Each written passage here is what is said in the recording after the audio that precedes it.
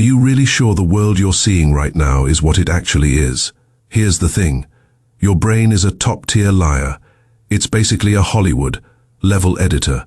Before you even realize what's happening, it has already chopped out the parts of your life that make you uncomfortable, stressed, or even scared. Believe that. You think you're watching reality, but you're actually watching a script your brain prettied up. And it's honestly simple. Your brain does this for one reason: survival. Think about it. If every second all the information, emotions, and pressure came rushing in at once, your CPU would fry. So today we're going big. We're doing a Jung-style psychology test that people say can see through your subconscious. In a moment, I'm going to show you an image. You'll only have a few seconds. Do not analyze it, and do not try to be clever. Just notice where your eyes land first. That first glance symbol is the bodyguard. You're hiding in your subconscious. In psychology, we call it a defense mechanism. Sounds fancy. But in plain English, it's the armor you built as a kid just to survive in a complicated world. And if you never figure out what that armor looks like, you'll spend your whole life on autopilot. And it won't really be up to you. Ready, relax. Take a deep breath. Stop holding your shoulders up. Look at this picture for 5 to 7 seconds. Let's start. Do not negotiate with your brain. In that split second, did you see a wolf, an owl, a twisted tree, the moon, or an eye hidden in the dark? Or did you only see a complete human face? Type your answer in the comments first. Don't hesitate. Write it down to lock in your first instinct so your brain doesn't secretly rewrite your memory later just to look smart. We need honesty here. This is about who you are. There's no right or wrong. Why am I emphasizing first glance? Because your attention is not random. You think you're just looking, but your eyes are scanning for meaning and scanning for safety. Before your rational brain even gets out of bed and puts clothes on, your subconscious has already scanned this image 10,000 times and picked the signal that best matches its current mode. It's like walking into a dark room. Is your first move to feel for the light switch or to feel for a weapon? That move exposes what you're actually afraid of. And this is where we bring in the OG Carl Jung, a heavyweight in psychology. Jung said each of us is balancing two worlds. One is what we show other people, the persona, the version of you you put on display. Your social media, you polished, appropriate, emotionally stable. The other world gets shoved into the shadows, the shadow self. That's where you keep the parts of you that don't feel safe to express, don't feel presentable, or you think people will dislike. To protect that shadow, your brain builds a firewall on the outside. Think about it. When pressure, conflict, or the embarrassment of rejection hits you suddenly, doesn't that firewall snap up instantly? But here's the funny part. That wall protects you, but if you never realize it's there, it slowly becomes a cage. You think you're protecting yourself. You're actually cutting yourself off from real happiness. Believe it or not, a lot of people live their whole lives wearing an old suit of armor from decades ago, heavy as hell, and they think it's part of their skin. Let's go even deeper. Your brain is incredibly classist. Based on the wounds you've taken and the losses you've eaten, it custom builds a personal disaster prevention plan for you. Like if you got yelled at as a kid the moment you cried, your brain may have installed a "to it out" plug-in. If someone you trusted betrayed you, it may have installed 24/7 radar surveillance. Those things saved you when life was brutal. But now, you're grown. The environment has changed, and your brain is still running that outdated security system. That's not protection anymore. That's sabotage. So figuring out what you saw first is about grabbing your bodyguard by the collar and pulling it out of the dark and into the light. You need to meet it, shake its hand, and tell it, "Hey, I get it. You worked hard, but I'm strong enough now. Sometimes you can clock out." It's like you thought you had an invisible enemy pushing you from behind, but when you turn around, it's actually an old buddy trying to protect you, just doing it in a clumsy way. When you realize that, doesn't something loosen up instantly? Next, we're going to break down these bodyguard archetypes one by one. Whether you saw the fierce wolf, the calm owl, or that slightly tortured-looking tree, every symbol is hiding a story you may have forgotten. And we're not just going to decode the defense mechanism, We're going to look at how it secretly affects your relationships, your work, and even the way you talk to people, shaping decision after decision behind your back. Ready? Let's start with the wolf. If the first thing you saw was the wolf, you might be the kind of person who looks steady as a rock on the outside, but inside you're always holding tension like a tightened wire, the lone hero. Your most common line is probably, "I'm fine, I've got it." Sounds reliable, right? But the cost is bigger than you think. Let's be blunt. Underneath that strength is often a deep lack of safety. And this next part matters even more, so listen carefully. If you saw the wolf first, honestly, you're probably the reliable one in your circle. Work goes sideways, the house pipe bursts. If you're there, people relax. You're the anchor, the one who doesn't fall, but behind closed doors. Let's tell the truth, that tunnus is your most hidden armor. Deep down, your subconscious believes the only person who can save you is you. Other people can't be counted on. That self-reliance is your bodyguard standing watch. Believe it or not, your way of protecting yourself is to become stronger, harder, and more dangerous than whatever problem shows up. That's the wolf. It doesn't need someone else to provide safety. It becomes the source of safety. Under pressure, your first instinct isn't to cry or hide. It's, how do I take this down? That reaction can absolutely make you look unstoppable, and people will label you as a hard hitter. But think about this. Have you ever been so exhausted, you didn't even want to move a finger, but the second someone asks, "Are you okay?" you still answer automatically, "I'm fine, I've got." That's the shadow side of wolf defense. You weld the door shut, not because you're cold, but because your subconscious is screaming, do not depend on anyone. Dependence is risk. Dependence is handing someone the knife. So you'd rather carry 1,000 pounds alone than say, "Help me." That loneliness hits hard. And let's be honest, you're using being capable at everything to cover up feeling helpless. You think you're winning at life. You're actually burning yourself out. Tell me, always being the hero, don't you ever want a place where you can hide out and be the scared one for once? So here's my advice. Practice selective vulnerability. Don't swing the doors wide open. That's terrifying. Pick one person you consider reasonably safe. In one moment, say one honest sentence, like, "Today really made me anxious." That one sentence is you giving your bodyguard a day off. Needing support doesn't mean you're weak. It means you're actually powerful, because you finally have the guts to face the real version of you, the one who gets tired. And the part that matters even more is this. When did you learn that needing support was dangerous? Now, if the first thing you saw was the owl, your defense mechanism is a completely different play. You don't protect yourself by becoming stronger. You protect yourself by stepping back. But not physically, psychologically. The owl is the observer on high ground. When emotions, conflict, and chaos rush in, your first instinct isn't to jump into the fight. You flip into lab mode instantly. Believe it or not, people like you are basically class president of intellectualizing. Other people are sobbing or yelling, and your brain is running at high speed. That behavior fits an Adlerian pattern. Their anger is really rooted in inferiority.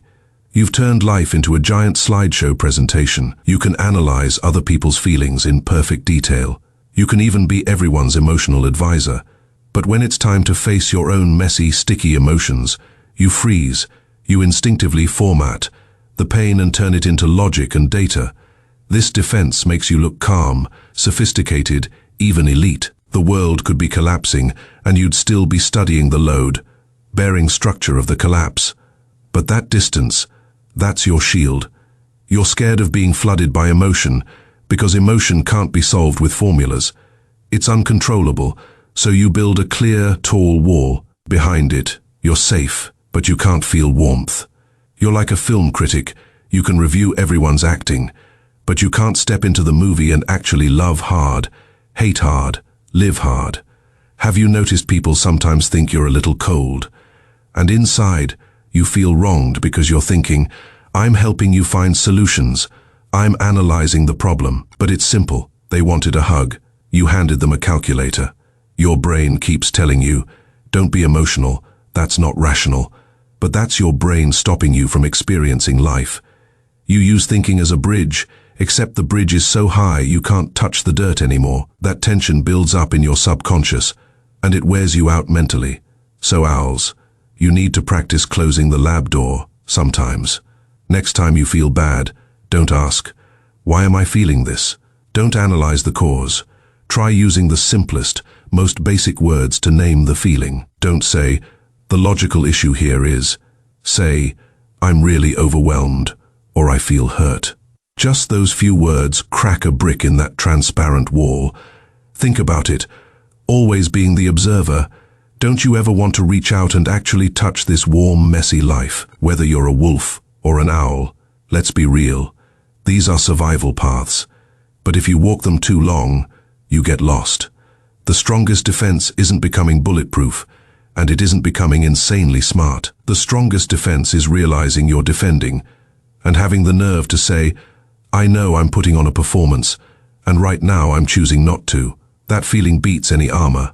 Now the next set of symbols is even more interesting. They represent the soft defenses. Believe it or not, sometimes being good and disappearing are the highest form of survival instinct.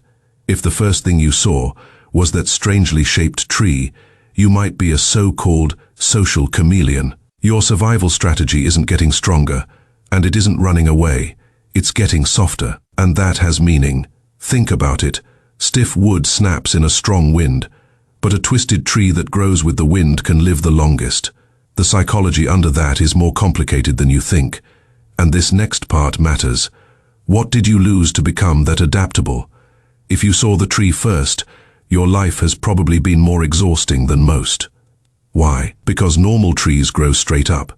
This tree has to twist itself to get around rocks and survive storms. In psychology, that's extreme adaptation. In plain English, you're the one who makes your parents feel at ease. Your boss feel confident, your friends feel comfortable. The classic people pleaser. But have you noticed? You took care of everyone and lost yourself. Believe it or not, your kindness is your deepest layer of defense. And yeah, that stings. Your subconscious logic goes like this. If I'm good enough, if I'm mature enough, if I can meet everyone's needs, if I avoid conflict, I'll be safe. So you develop mind reading. Someone's eyebrow twitches and you instantly start replaying what you said. You're like a super spring. People press on you and you compress. But a spring that stays compressed too long loses its bounce. Anything is fine. I'm okay. Whatever you want slowly turns into a quiet numbness. You forget what direction you wanted to grow in. The most brutal part of this defense is that you understand everyone, but nobody understands you, because you never give them a chance. You twist all your frustration, hurt, and even your normal needs deep inside like a wrung towel. You think you're keeping the peace. You're actually running a slow burn of self-erasure. Let's be blunt, you're not living. You're starring in a show called Perfect Supporting Character, and believe it or not, sometimes your "I'm fine" is you pushing away the people who genuinely want to get close, because they can't see what's underneath your easygoing mask. So tree types, you need to learn one thing: grow a few thorns. Don't misunderstand me. I'm not telling you to pick fights. I'm saying you need boundaries that do not require anger to exist. Next time you're about to say, "It's okay," pause for 3 seconds. Ask yourself, do I truly mean it's okay, or am I just addicted to being the person who doesn't cause trouble? Because a tree that always grows with the wind ends up as a bonsai. The moment you can face the wind and say no, that's when you finally start growing as you. And this next part matters even more. Is your being so easy protecting you or killing you? Now, if the first thing you saw was the crescent moon, your defense mechanism gets even more interesting. I call it invisibility. The moon has depth. It's not like the sun, loud and blinding. It shows up quietly and disappears quietly. If you saw the moon first, your protection style is withdrawal. When the outside world gets too loud, emotions get too intense, or pressure gets too heavy, you don't fight it head on and you don't argue your way through it. You mentally pull the plug. Your body is still there, but your soul has already retreated to the dark side of your own moon. Believe it or not, that craving for space is your emotional circuit breaker. When emotional intensity goes past your capacity, your system alarms. Danger, retreat. So you might be a homebody, or you suddenly want to go home in the middle of a party, or during an argument with your partner you go totally silent. That disappearing feels safe, because in your small world, nobody can hurt you. But for the people who love you, your sudden shutdown can feel like silent torture. And yes, it's easy for this to wreck relationships. People may think you're giving them the cold shoulder, or that you do not care.